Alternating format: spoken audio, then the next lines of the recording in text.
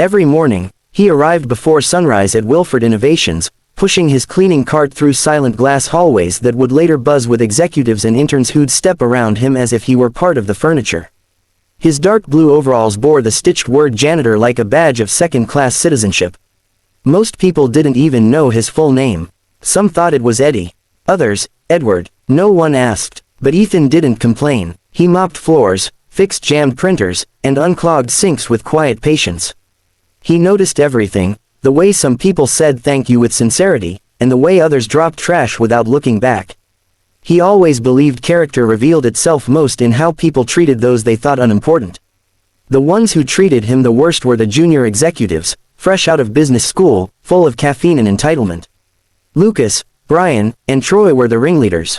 They strutted around the office like they were already millionaires, though everyone knew their salaries barely covered rent. They often made jokes at Ethan's expense. Careful, don't slip on the floor, Ethan might sue you for scratching his masterpiece, they'd laugh. He'd smile politely and say nothing. Until one Friday afternoon, the trio gathered in the staff lounge, scrolling social media, bored and itching for entertainment. Lucas glanced through the glass doors at Ethan quietly restocking paper towels near the elevator. A mischievous idea sparked. Boys, he grinned, how about we give our janitor friend the night of his life? Brian smirked. What? Gift him a mop upgrade? No, Lucas said. Better. We set him up on a blind date. They howled. Who'd be unlucky enough to sit through that? Troy asked. Lucas's grin widened. Clara. Their laughter stopped. Clara Weston, the elegant blonde receptionist who never looked twice at a man unless his shoes were Italian leather.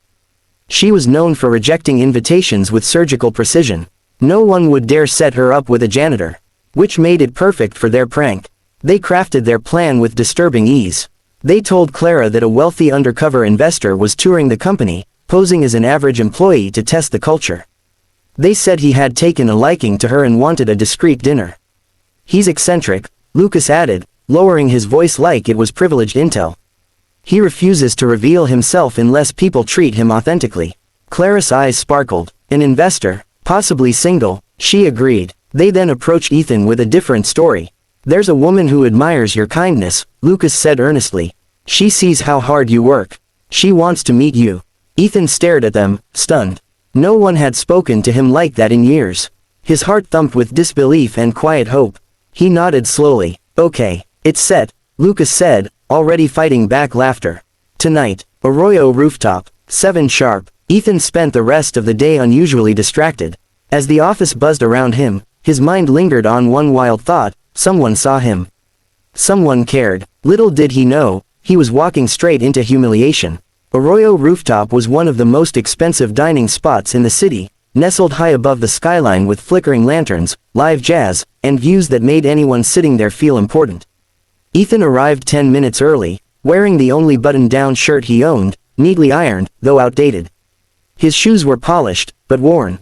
In his trembling hands, he held a modest bouquet of daisies he'd picked up from a street vendor. They weren't extravagant, but they were honest. He stood by the entrance, eyes scanning nervously.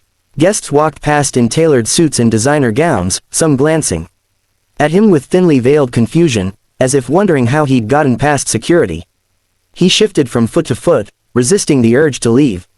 Then she arrived. Clara stepped out of the elevator like she was walking onto a red carpet, sleek red dress flowing around her, hair perfectly curled, perfume trailing like starlight. Her heels clicked confidently against the marble floor as she approached the hostess stand. Reservation for Clara Weston, she said, voice poised. When she turned and saw Ethan, her expression froze. Her brows furrowed, then lifted, then hardened. She looked him up and down, once, twice, as if checking for hidden cameras. You've got to be kidding me. The words hit him like a slap. Before he could explain, laughter erupted from a nearby corner. At a candle-lit table sat Lucas, Brian, Troy, and 2 others from the office, drinks in hand, phones discreetly pointed in their direction. Recording. Smirking. Oh no, Ethan realized. His stomach sank. This wasn't kindness. This was entertainment. Clara's lips curled. Is this some kind of joke?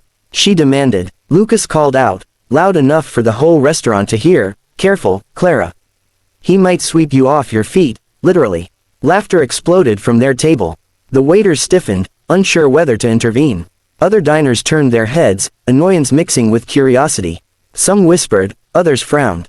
Clara, mortified, took a step back from Ethan as if he were contagious. "I don't know what sick prank you're all playing," she snapped, "but I'm leaving." Ethan swallowed, throat tight. His hands trembled so badly that one of the daisies slipped from the bouquet. He bent down quickly to pick it up, cheeks burning. He stood up straight, forced his voice to stay calm.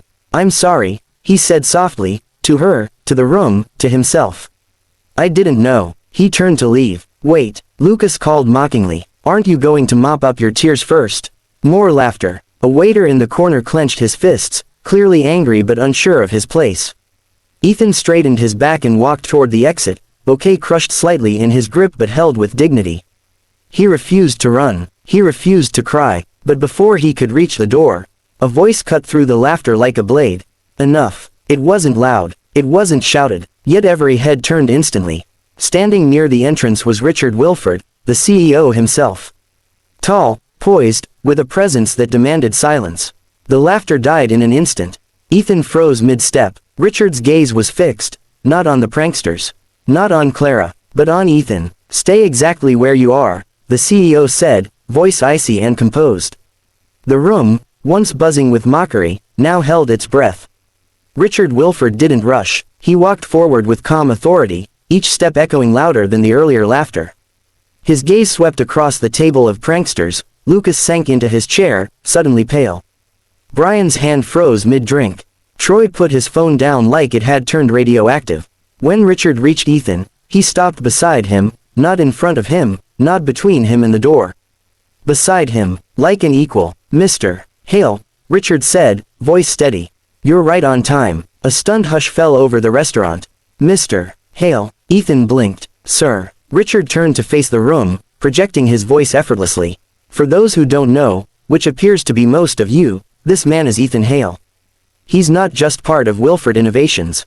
He paused. "He built it with me." Chairs creaked as people shifted, disbelief spreading like wildfire.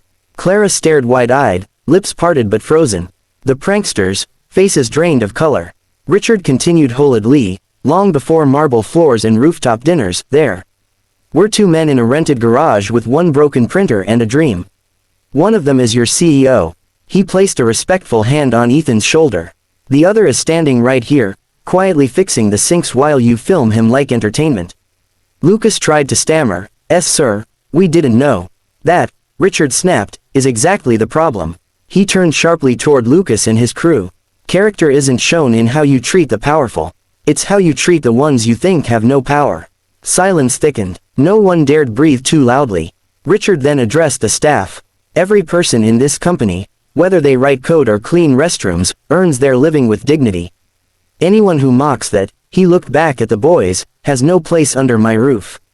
A beat of silence. Then, cold as steel, he said, "Your employment ends effective immediately.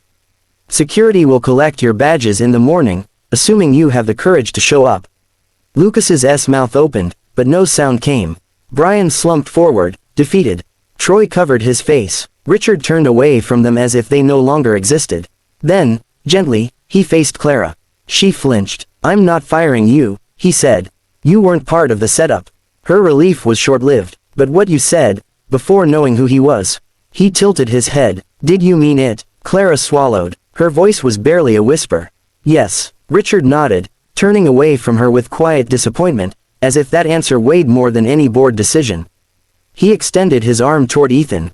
"Shall we?" Ethan, still stunned, hesitated. Then he slowly nodded. They walked together to the best table in the restaurant.